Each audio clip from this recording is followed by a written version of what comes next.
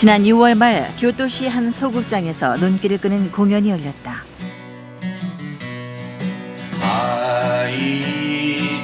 대중가요 포크송 그룹이 하는 작은 공연이었다. 하지만 이 공연이 사람들의 관심을 끈 이유는 그들이 부르는 노래 때문이었다.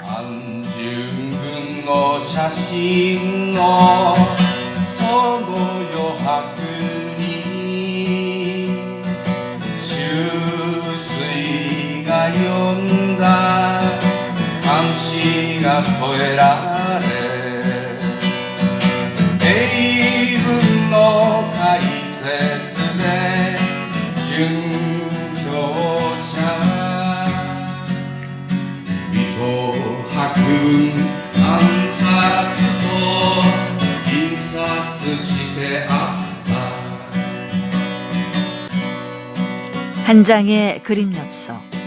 이 노래는 뜻밖에도 100년 전 대역 주인으로 몰려 사형당한 한 일본인의 얘기를 다루고 있었다. 사세주의 사신세인 앙큰 이교 텐치 가이신 세오 세대 이오身を殺していいのなす暗君の一挙天地皆風 이토 히로부미를 총살한 안중근을 칭송하고 조선의 독립을 외쳤던 고토쿠 슈스이.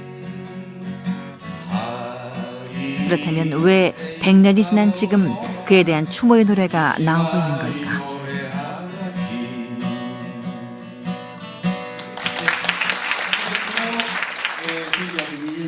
일韓併合反対とその彼のことをぜひたくさんの日本の子どもたちに知ってもらいたいと。あまり学校で勉強が教えてないんですね。だから学校でぜひ教えてほしいということで歌にした。 노래 속의 주인공인 고토쿠 슈스이와 안중근. 과연 이들을 둘러싸고 무슨 일이 있었던 걸까?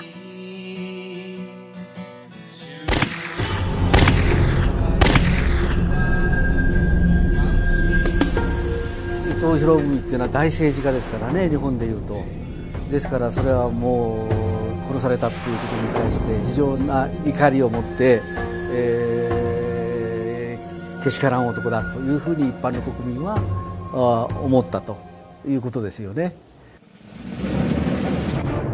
군국주의를 외치며 한반도를 넘어 아시아로 세력을 확대해가던 일본. 그 선봉에 있던 초대 수상 이토 히로부미 사살은 일본에게 충격적일 수밖에 없었다. 그런 일본의 분위기를 반영하듯 안중근 의사는 감옥에서 갖은 고문에 시달리다 5개월 만에 처형당했다.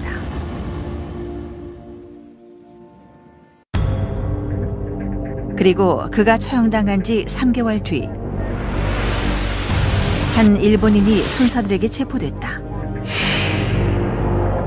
메이지 천황을 살해하려 했다는 이유였다. 바로 고토쿠 슈스이였다. 당시 일본은 이른바 이 대역 사건으로 발칵 뒤집어졌다. 그런데 체포될 당시 그의 소지품에서 한 장의 사진 엽서가 발견됐다.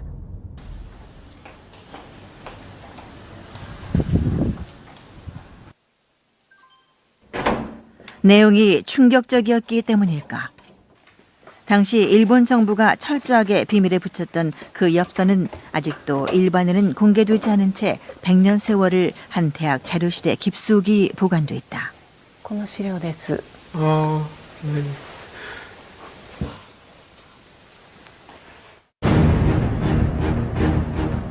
당시 대역 사건으로 처형된 사형수들이 남긴 편지와 글들. 그 사이에서 낯익은 모습이 보였다. 바로 안중근의 사진이다.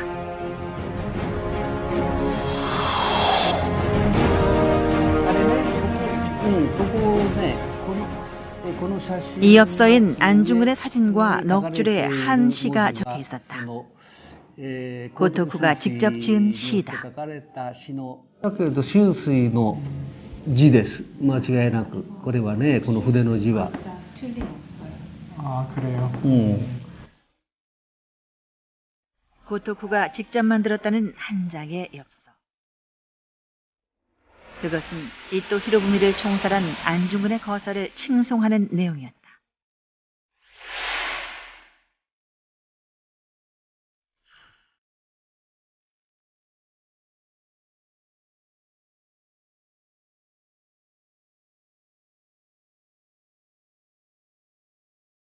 그는 안중근을 의사라고 칭하며 존경의 마음을 나타냈다. 義士というね、要するに大変勇気のある人という正義のために自分の命を投げ出して、そしてそういうこう義のために、その義ってなんだろうね、義理、そのなんだろう、正しいことのために命を捨てるというのを義士というんですね。これはもう最大の評価ですよね。 이 엽서는 고토쿠가 미국에 체류할 때 만든 것이다. 당시 그는 자신과 뜻을 같이 하는 동지들에게 이 엽서를 배포할 계획이었다. 高徳は、ですから自分が安順軍のことを評価したことがさらにそのように仲間たちによって、広められたことを多分、感謝していたということで、もしくはまた他の持っていない同志たちに渡すつもりで、所持していたと思います。 이런 그의 행동은 당시 일본에서 결코 용서받을 수 없는 일이었다. 대역 사건에 휘말려 체포된 고토쿠 슈스이. 그런 그가 안중근의 거사를 칭송하는 내용의 엽서를 갖고 있었다는 건 바로 반역, 대역죄를 인정하는 것과 다를 바 없었다. 그렇다면 그는 왜 그의 조국 일본에 맞서 조선 독립투사편에 섰던 것일까? 安順軍が初めて、東アジアでその、国家の、一番強い権力を持った人間を殺したということに対して、高徳秋水は多分自分たち日本人自身ができなかったことへの、残念な思いと、それから、大韓帝国の安順軍がそのように伊藤博文を殺したことに対してよくやったという評価の気持ちを持って漢詩を作ったと思います。 그는 결국 형법 73조 의해 사형 선고를 받았다.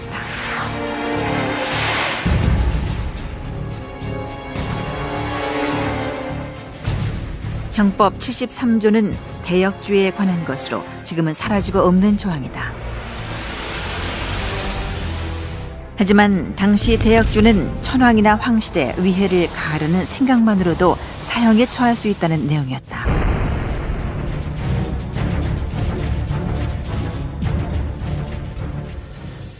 그는 사형 선고를 받은 지 불과 일주일 만에 형장의 이슬로 사라졌다.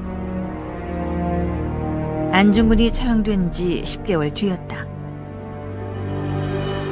당시 고토쿠의 나이 40살, 정의를 위해 목숨을 초계와 같이 버릴 수 있게 한 힘은 어디서 나온 것일까?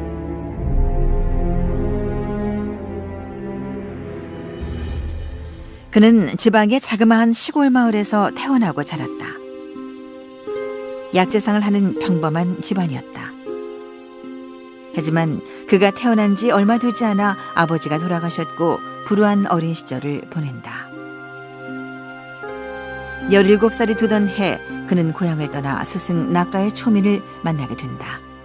中井町民という人から彼が、ちょうど自分のお父さんみたいな年齢的にも人でしたから、それを非常に強く受けて、そして、それを実現するためには社会主義というものが必要だと。で社会主義はこの平等の思想なんですね。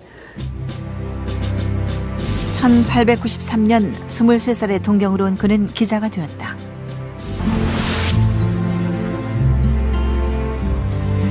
日本とロシアが戦争をすることに対して反対を非戦論というんですが、それを主張した新聞、その思想はですね、一つはその平和主義、戦争反対、それからもう一つは当時は平民主義というふうに言ってるんですが、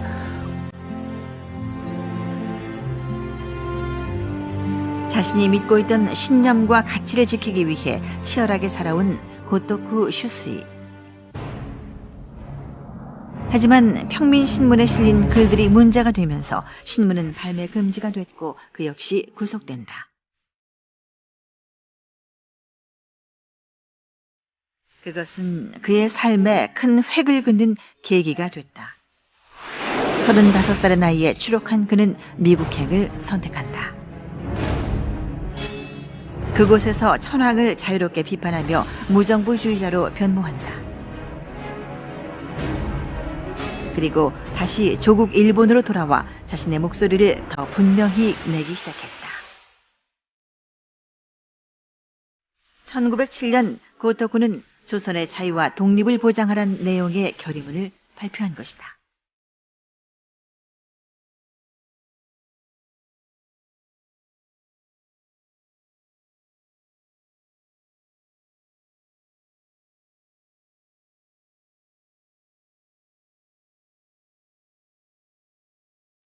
고토쿠가 조선의 독립을 주장한 것은 일본의 조선 국권 침탈이 본격적으로 감행되기 시작할 때였다.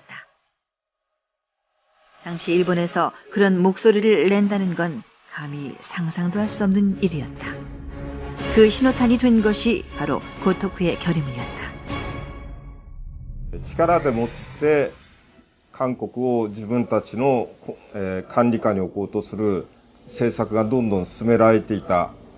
1907年に、大きな声で誰も反対を言わなかったことが、初めてその社会主義者有志という名前ですが、朝鮮の独立を、はっきり保障せよといった当時で唯一のそのような、アピールだったということで非常に重要だと思います。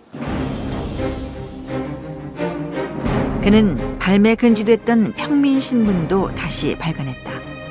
그리고 신문을 통해 여전히 천황을 비판하고 자유와 평등 사상을 강조했다. 그러던 차에 터진 것이 바로 대역 사건이었다. 일본 정부는 천황을 암살하려 했다며 사회주의자들을 잡아들였고 그 과정에서 고토쿠 역시 연행된 것이다. 하지만 이 대역 사건은 실제로 존재했던 것인지 밝혀진 바가 없다. だからその社会主義というものの考え方が自由だとか平等だとか平和だとかっていうようなものを求めるから、そうすると日本の国家政策とこの衝突をしてしまうと。そこに政府から見るとこういう人たちを生かしちゃおけないというような形で弾圧をするわけですね。 그래서일까? 당시 재판 내용은 철저하게 비밀에 붙여졌고 언론 통제도 심했다. 이들이 대역죄를 지었고 그래서 사형 판결을 내렸다는 결과만을 보도했다. 증거도 없는 재판이었다. 하지만 24명에게 사형이 선고됐다. 그리고 고토쿠를 포함해 12명은 선고를 받은 지 일주일 만에 사형이 집행됐다. 당시 이 대역 사건은 일본 국민들에게도 큰 충격이었다. 社会主義や無政府主義の考えというのは恐ろしいものだということが多くの国民にイメージされたというか植え付けられたというようなことだと。 조선의 독립을 주장했고 인류의 자유와 평등을 외쳤던 고토쿠 슈스이. 그는 결국 대역 주인이란 낙인이 찍힌 채 비극적인 최후를 맞았다. 하지만 고토쿠의 정신은 단체 신채호 등 조선의 독립투사들에게 영향을 미친다.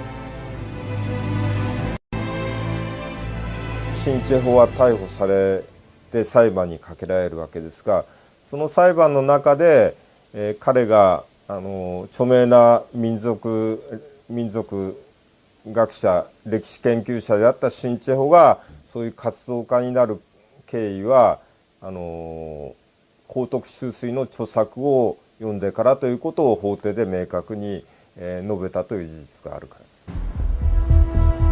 하지만 일본 정부의 탄압은 계속됐다. 日本中にこうキャンペーンを張られたんですね。だから地元でもですね、秋水の墓に近寄るなと、見ないで通れとか、唾を吐けとかね、そういうことは事実言われましたし、市民の方もなかなかこう近寄りがたい、場所でした。お墓というのは。 가족들은 성묘조차 못했다. 남은 가족들의 삶 역시 불행하긴 마찬가지였다. 付き合いを全部やめられると商売をされてましたので、その商売を商いをやめざるを得なくなったとかいうことですね。 가업도 끊겼다. 집안에선 외아들이었던 그를 대신해 양자를 드렸다.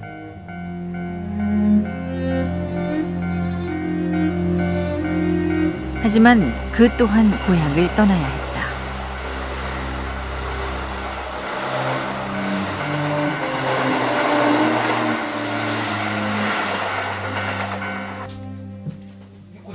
그때 들은 양자의 손자가 바로 고토쿠 마사오다. 그는 동경에서 세무사로 일하고 있다.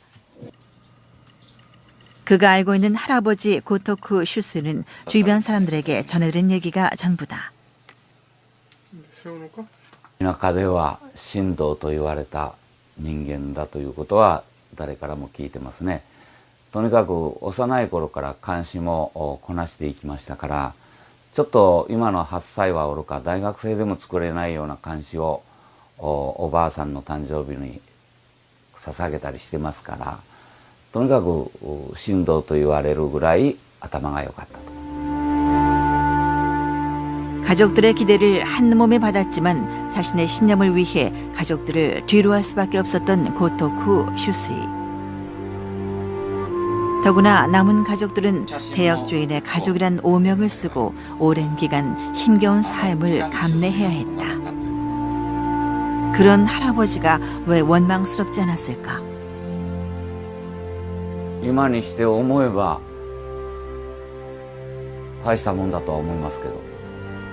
はい、恥ずべき先祖筋とは思いません。はい。だからやっぱり本当に自由と平和と平等を本当に声高く言ったんだと思いますね。で、自分にその勇気があるかといえばないんじゃないでしょうかね。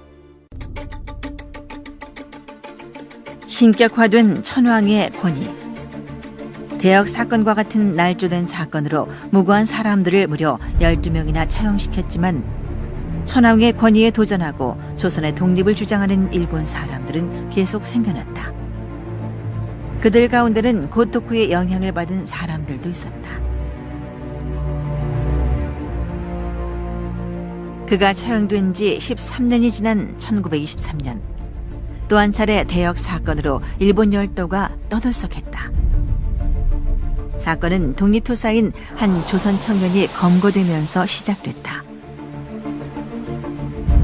그의 이름은 박열, 죄명은 역시 대역죄. 폭탄을 던져 천황을 암살하려 했다는 혐의였다.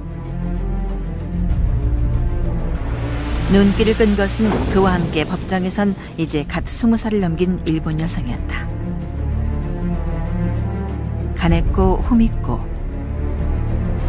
조선의 독립을 외쳤던 가네코는 사실 천황 암살 계획에 직접 참여하진 않았다. あの時は参加しなかったけど自分にも大逆の思想あったとつまり天皇制に反乱を起こす思想を持ったと。だから知らんぷりはできなかったということも言ってます。 법정에 선 두 사람은 거침없는 행동으로 일제의 만행을 비웃었다. 박열은 피고로 법정에 서는 게 아니라 조선 민족을 대표해 법정에 서는 것이니 죄수복 대신 한복을 입게 해달라고 요구했다. 가네코는 판검사 앞에서 조금도 기죽지 않고 당당했다. 당시 검찰 기록이다.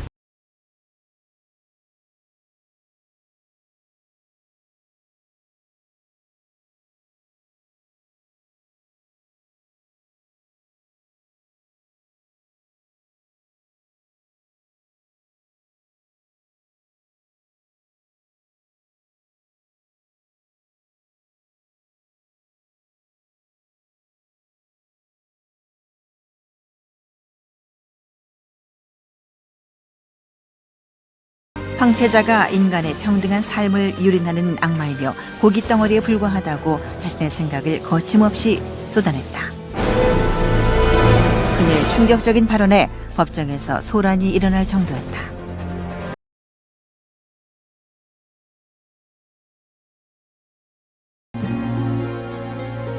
모든 진술을 마친 가네코는 박열과 함께 사형시켜달라고 말해 모두를 또 한 번 놀라게 했다. 일본 법정을 비웃으며 천황을 모욕한 두 사람에게 결국 사형 선고가 내려졌다. 그들인들 왜 죽음이 두렵지 않았을까? 하지만 사형이 선고되자 만세를 외치며 천황국가 일본을 조롱했다. 그런데 얼마 뒤 이례적인 일이 벌어졌다. 사형을 선고받았던 그들의 형이 무기징역으로 감형된 것이다. 천황의 은사란 단서를 달고서였다.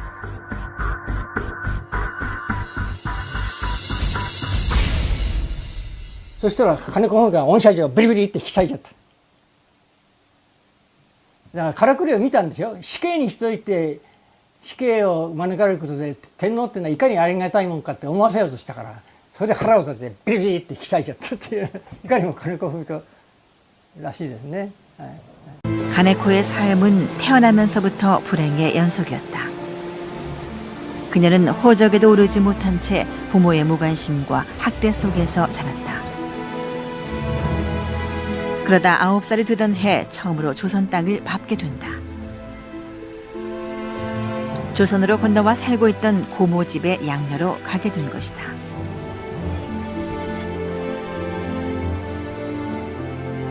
가네코가 살았던 곳은 지금의 청원군 부용리. 북왕리 358번지가 지금 이분 소유로 되어 있는데 여기가 가네코 미코가 어렸을 적에 살던 집터거든요. 가네코 미코가 살던 집터는 요 하지만 앞쪽이라고. 조선에서의 삶도 평탄치는 않았다. 고모 집에서도 오래 살지 못했고 결국 외할아버지의 호적에 오르며 가네코란 성을 얻게 된다. 그런 뒤에야 겨우 학교에 다닐 수 있었다. これこうっていうのは優秀なんですよ。こう押す兵ってあってこうなんです。ただ文子には不得手なことが一つあったんですね。文子は女だけど裁縫は苦手だったんです。縫うのは苦手だった。それから図画も苦手だったですね。それ以外はいないんですけど、だから書くこととか縫うことは苦手なようだったですね。どっちかというとかなり男性ケースの強いだった。 그러던 중 그녀는 조선 땅에서 3.1 독립운동을 목격하게 된다. 그것은 가네코의 삶을 뒤바꾸게 되는 충격적인 사건이었다. いじめられてた韓国の村の人たちですらそういう形で自分たちのアピール主張したということで生きる勇気を金子文子は韓国の村の人、住んでる人たちからもらったと思います。 가네코를 키워준 건 조선이었다. 조선을 그리고 조선 사람을 마음에 담아둔 그녀는 얼마 뒤 일본으로 돌아왔다. 일본을 떠난 지 6년 만이었다. 그리고 동경에서 주경 야독 생활을 시작했다.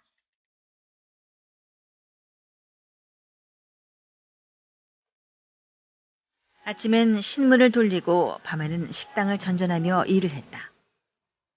이 시절 가네코는 사회주의에 깊은 관심을 갖게 된다. 박열을 만난 것도 이 시기였다. 그녀가 일하던 식당에 박열을 비롯한 조선 유학생들이 자주 왔었던 것이다. 당시 가네코는 박열이 한 잡지에 기고한 이누고로, 즉 계란 제목의 시를 보고 호감을 갖고 있었다. その詩は残ってないんだけど、なんか僕列の書いた「犬ころ」っていう詩を見て、これは素晴らしいと思った。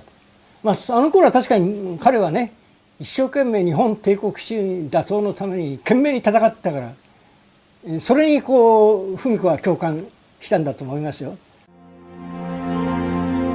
청년 박열은 사회주의자로 고토쿠의 영향을 많이 받고 있었다. 豪徳秋水の考えや書いたものを読んで東方無政府主義者連盟に参加したということも含めて、それから、パンギョルが中学生の時に日本から来た若い男性の教員から退学事件のことを聞いて興味を持ち始めて、パンギョルは1919年の3.1独立運動に参加するという。 두 사람은 서로의 처지를 깊이 이해하면서 동지이자 연인 관계로 발전한다.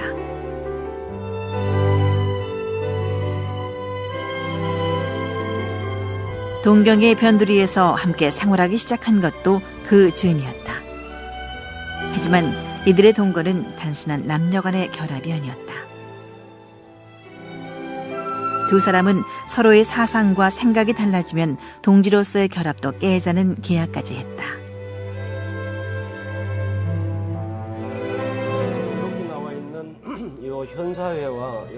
가네코가 본격적으로 조선의 독립운동에 뛰어든 것도 그때부터였다. 박열과 함께 항일단체를 만들고 잡지를 발간했다. 일본인들을 상대로 인삼장사를 한 것도 항일 자금을 만들기 위해서였다. 한국 독립운동의 일환으로 만들어진 지하신문입니다. 이것은 이런 것들을 그 고학생으로 돈도 없는데 이걸 인쇄를 하고 배포를 하려면 상당히 돈이 많이 들어가고 하니까 가네코 후미코 같은 경우도 여기에 나타나 있는 것처럼 이렇게 방문자라는 이름으로 해서 이렇게 조선 인삼 장사를 해가면서 자본을 만들어서 이 신문을 찍고 이런 일들에 아주 적극적으로 앞장섰던 걸 볼 수가 있죠.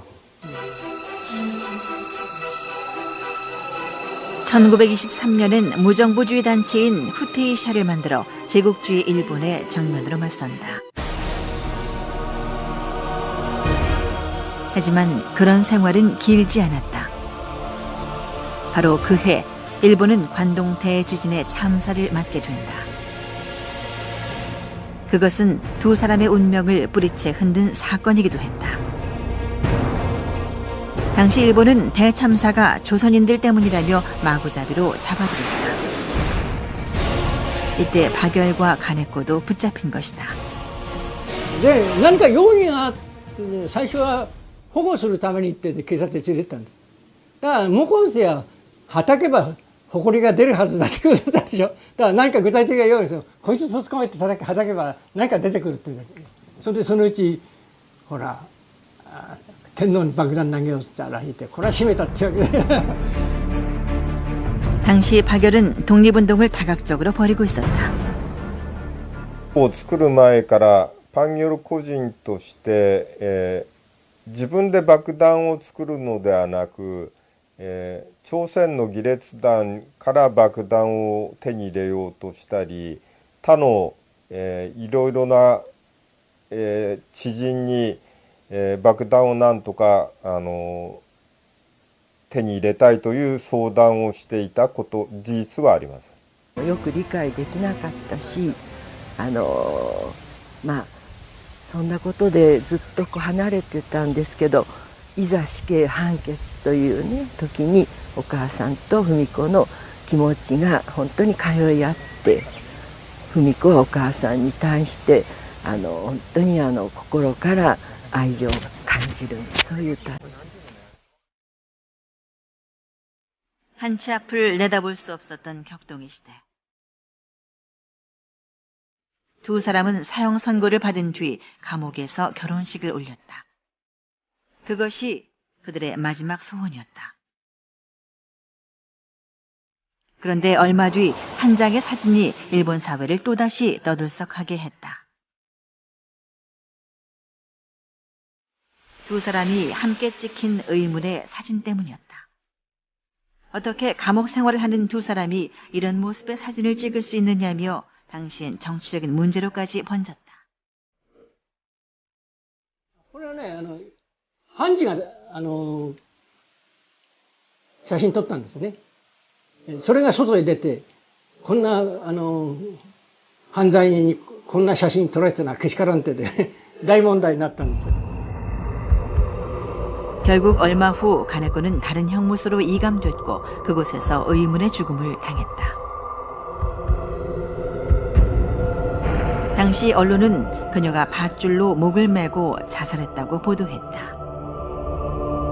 하지만 많은 사람들은 그것을 믿지 않았다.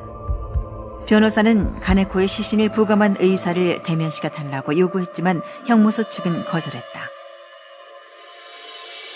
더구나 그녀는 유서 한 장 남기지 않았고 유품으로 돌아온 수첩은 여기저기 찢겨 있었다. 모든 게 의문투성이었다. 可能性もあるし、あるいは自殺にしてもその真の自殺した理由をはっきりさせられないっていうこともあったでしょうね。両方考えられる。だってだから自殺した理由が分かると困るから文子の書いた断片までみんな削り取ってやったんじゃないのかな。随分短歌見てても分かりますよ。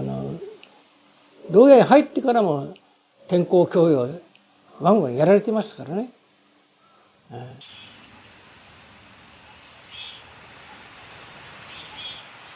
가네코는 죽어서야 조선 땅으로 다시 돌아왔다. 그녀의 유골이 묻혔던 곳은 박열의 고향 경북 문경. 하지만 그곳은 인적이라고는 찾아볼 수 없는 외진 곳이었다. 비석도 봉분도 없었다. 그녀의 독립정신이 조선인들에게 전파될 것을 두려워한 일본 경찰이 유골을 내줄 때 조건을 붙였기 때문이다. 그 조건은 뭐냐면 첫 번째는 이 공공이 볼 수 있는 장소가 아닌 사유지에다가 묻을 것. 그 다음에 이 묘를 묻는데 봉분을 하지 말 것. 세 번째는 이 묘지에는 가족들 외에 일체 어떤 주기 행사나 할 때 참가하지 못한다. 조선을 사랑했고 조선의 편에 섰던 가네코 후미코. 정작 그녀의 조국 일본에선 반역자로 낙인 찍힌 채 조선 땅에 묻혔지만 그녀는 이곳에서도 오랫동안 잊혀진 존재로 묻혀 있어야만 했다.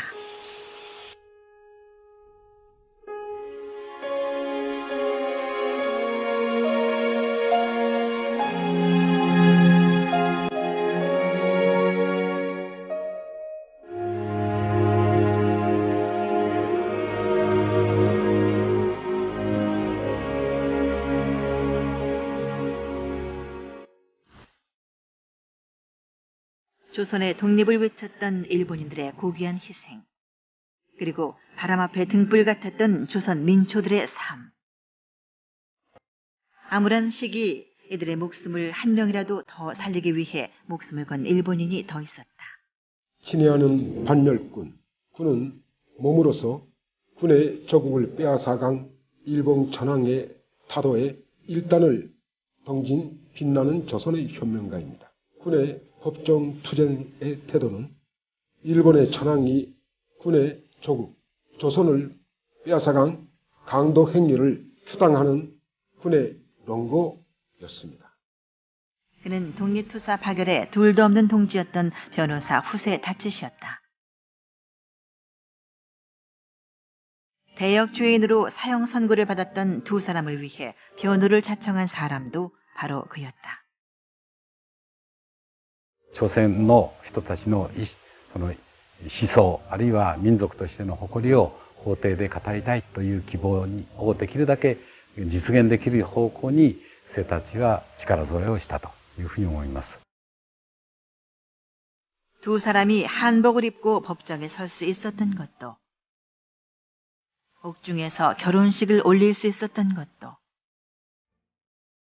그리고 가네코의 유고를 조선 땅으로 보낼 수 있었던 것도 다 후세의 도움 덕분이었다. 그리고 해방 후 박열이 석방될 때까지 그의 변호와 뒷바라지를 도맡아 했다. 그는 일찍이 조선의 독립운동에 경의를 표함이란 글을 발표해 조선의 독립을 적극적으로 지지해왔다. 핍박당하는 조선 사람들을 위해 목숨을 걸었던 후세 다츠시. 사람들은 그를 일본판 쉰들러라 부른다.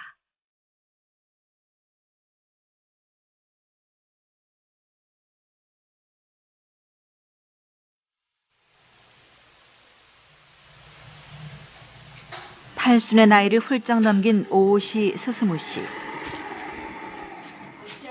그는 후세의 외손자다. 어린 시절 집안 사정으로 외할아버지인 후세의 집에서 살았다. 내가 헛되이 보낸 오늘 하루는 어제 죽은 이가 그토록 갈망하던 하루다. 후세가 그에게 선물한 이 글은 평생 좌우명이 됐다. 그는 할아버지와의 추억이 많다. そこで毎日毎日、当時食料がすごく少なかったから一番大きな、食べ物を取り合ったことですね。おじいちゃんのが大きいよとかね、すぐのが大きいじゃないかとかね何か魚だとか。 하지만 어린 마음에도 할아버지가 보통 사람과는 다르다는 건 알고 있었다. 그 역시 할아버지 때문에 사람들로부터 괴롭힘을 당했기 때문이다. 太平洋戦争中ですから、一番憎いのはアメリカです。で、人たちはアメリカのスパイだというんで、スパイの家の孫だというんで私はいじめられて、石段から落っこって足を怪我して学校を休んだりとかいろいろ経験はしてます。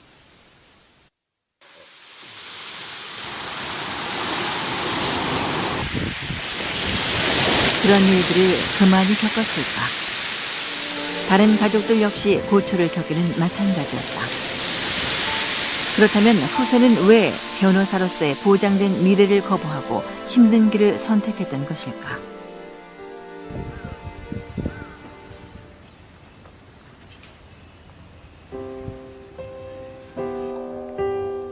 후세가 나고 자란 곳은 일본 동부의 조용한 바닷가 마을. 그는 이 마을의 평범한 농가에서 3남 2녀 중 막내로 태어났다. 그가 고향을 떠난 건 10대 후반이었다.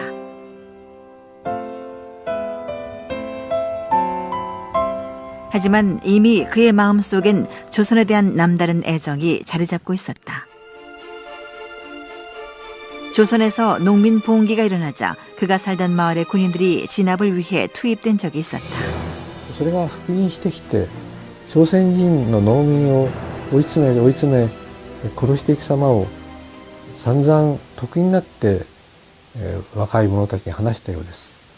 それを聞いて大変な憤りを感じて、それが一つの朝鮮に対する深い同情の契機になってるんだろうと私は思ってます。 기독교 신자였던 그는 고향을 떠나 신학교를 다닌 뒤 메이지 법률학교에 진학한다. 법률가의 길을 걷게 된 후세는 검사로 활동을 시작했다. 하지만 그는 검사의 역할에 심한 회의를 느낀다. 그가 맡았던 한 사건에서 사회적 약자를 오히려 처벌해야 하는 현실 때문이었다. しても情状酌量しても 重い懲役の9年以下にはならないんです。それがそんな判決を下すことができないと言って上司と議論をし、そして自分の意見が通らないことは分かって、そして裁判官を辞めて、その検事代理の職を辞めて、そして、東京へ出てきて弁護士になるという、それで弁護士になったんですね。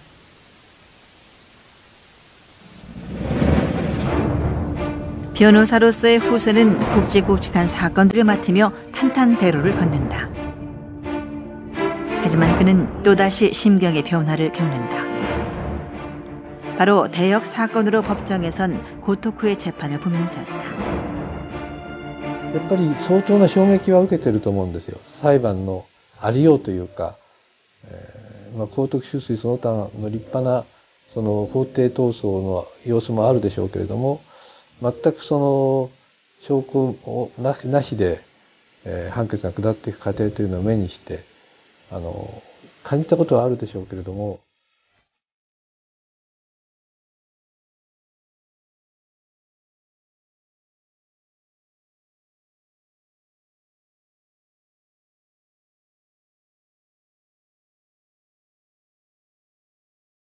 관동 대지진 때 자행된 조선인 학살에 대해서도 일본인으로서 전 조선인들에게 정중히 사과를 드리고 자체 통감한다는 내용의 사과문을 기고했다.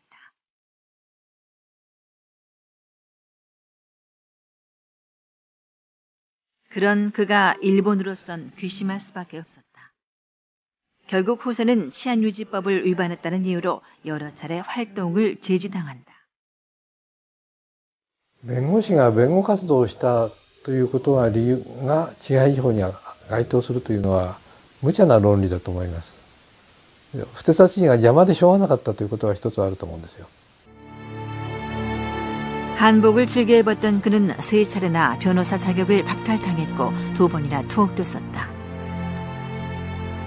やはり軍国時代で中で軍隊に負けないで弱い人弱者の味方をしてよく助けたなと、自分の命も顧みないで、そしてまだ家族もちょっとやっぱその辺不幸な点もあったのかなと思いますね。 그가 다시 활동을 시작한 건 해방되면서였다. 그는 우선 조선을 위해 조선 건국 헌법 초안을 만들었다. 헌법 서문을 보면 그가 조선 독립을 얼마나 염원했는지 잘 드러나 있다.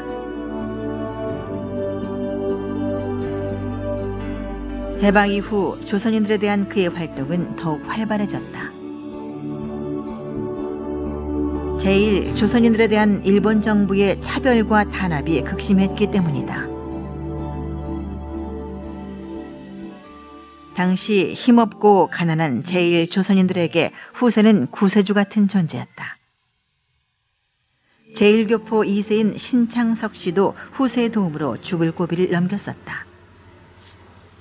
그가 후세의 도움을 받은 건 대학 시절 사회주의에 빠져있을 때의 일이었다. 그는 당시 천황이 내리는 칙령을 위반한 혐의로 구속됐었다. 이 칙령에 점령군, 미국 점령군에 대한 비판을 한 자는 단죄한다는 게 있거든. 그래서 미국 사람이나 미국이라는 말을 쓰면 당장 날아가니까. 그는 살아서 나가기는 틀렸다고 포기한 채 식음을 전폐하고 있었다. 모든 게 조선 사람들에게 불리했다. 같은 사건에 일본 사람도 많이 재패했지만 일본 사람 같으면은 진역살이로서 끝인다. 조선인은 다르다.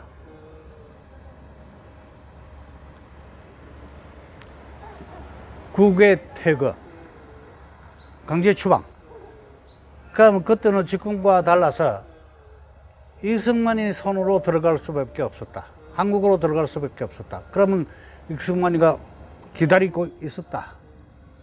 직접 그래서 총살을 당한 사람이 몇 사람 있습니다. 그러니까 목숨 건졌죠. 후세는 힘없는 조선의 어린 학생을 위해 기꺼이 무료 변론을 해주었다. 덕분에 신창섭 씨는 무사히 풀려날 수 있었다. 그는 후세에게서 목숨을 담보로 한 진실하고도 초월적인 사랑을 경험했다. 사랑이죠. 사랑. 자기 희생을 해가지고 사랑. 자기 희생을 해가지고 사랑. 후세의 변호사는 그렇게 평생을 핍박받는 자들을 위해 헌신하다 1953년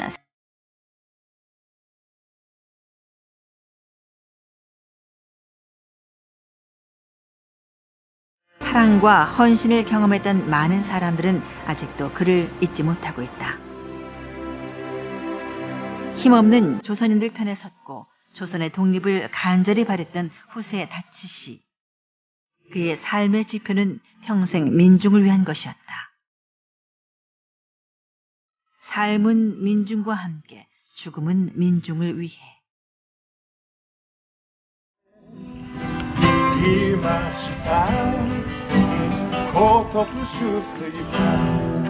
지난 2010년 고토쿠의 고향에선 한 행사가 열렸다.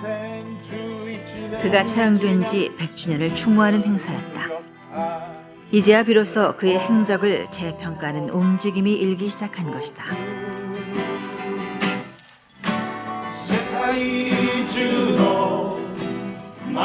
가네코 후미코. 그녀를 추모하는 작업은 일본과 한국에서 동시에 진행되고 있다. 지난 2003년 가네코의 무덤은 이장되면서 비로소 제 모습을 갖추게 되었다. 그리고 박열의 고향인 경북 문경에 두 사람의 기념관이 만들어지고 있다.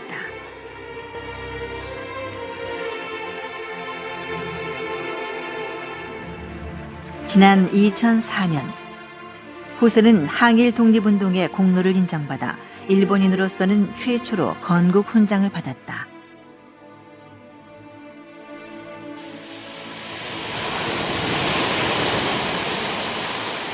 아주 오랫동안 자신들의 조국 일본에선 반역자가 되어 잊혀진 존재로 살았던 사람들.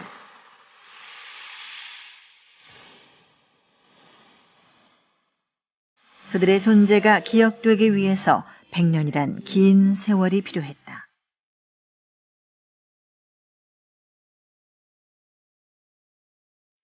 그리고 그들의 삶을 재평가하는 움직임은 일본에서부터 시작되고 있다.